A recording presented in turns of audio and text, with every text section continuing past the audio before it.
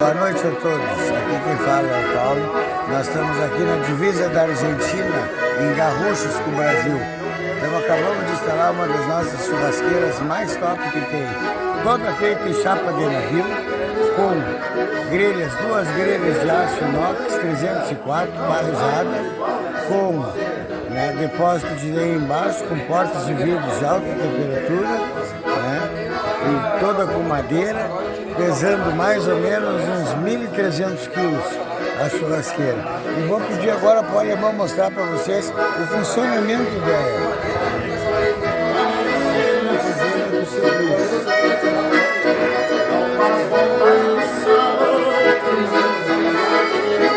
A nossa mesa ilha também, igual que essa aqui em granito.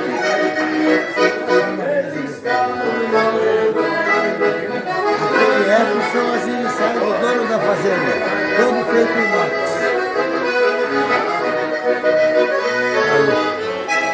Ali uma pia, balcão, com granito em cima, com depósito embaixo para colocar panela, prato, o que quiser.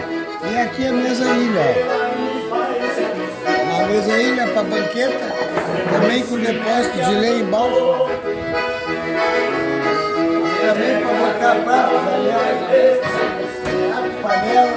Vamos gravar a lareira agora, da sala. Vamos ver a lareira da sala. Ali o pessoal jogando nos núcleos. Olá, tudo bem? E aqui nós estamos no cantinho da lareirinha.